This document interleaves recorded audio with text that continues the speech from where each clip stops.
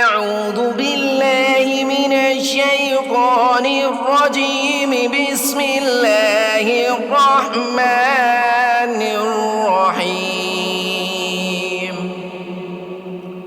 سورة أنزلناها وفرضناها وأنزلنا فيها آيات بينات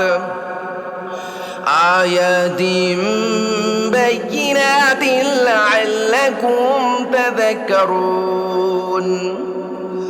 الزانية والزاني فاجلدوا كل واحد منهما 100 جلدة ولا تأخذكم بهما رأفة في دين الله إن كنتم تؤمنون بالله واليوم الآخر.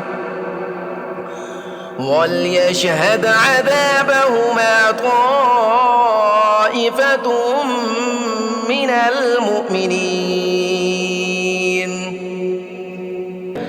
الزاني لا ينكح إلا زانية أو مشركا والزانية لا ينكحها إلا زان أو مشرك وحرم ذلك على المؤمنين.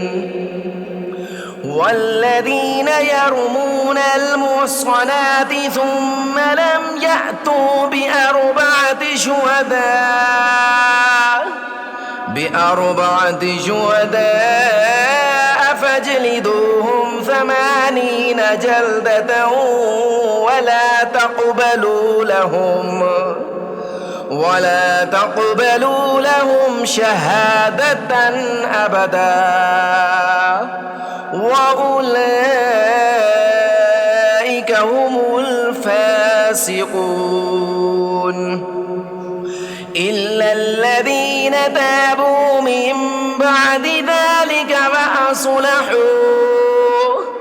فإن الله غفور رحيم.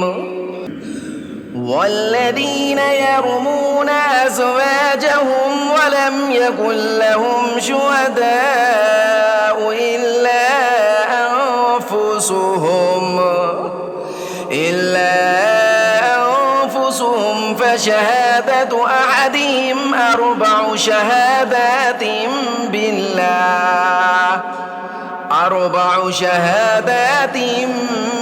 بالله إنه لمن الصادقين.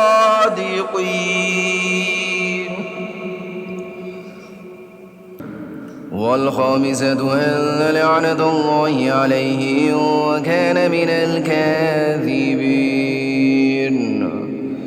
ويدرأ عنها العذاب أن تشهد 4 شهادات بالله إنه لمن الكاذبين. والخامسة أن غضب الله عليها إن كان من الصادقين. ولولا فضل الله عليكم ورحمته وأن الله تواب حكيم. إن الذين جاءوا بالإفك عصبة منكم لا تحسبوه شرا لكم بل هو خير لكم لكل امرئ منهم ما اكتسب من الإثم والذي تولى كبره منهم له عذاب عظيم. لولا إذ سمعتموه ظن المؤمنون والمؤمنات بأنفسهم خيرا وقالوا هذا إفك مبين. لولا جاءوا عليه ب4 شهداء فإذ لم يأتوا بالشهداء فأولئك عند الله هم الكاذبون. ولولا فضل الله عليكم ورحمته في الدنيا والآخرة لمسكم فيما أفضتم فيه عذاب عظيم.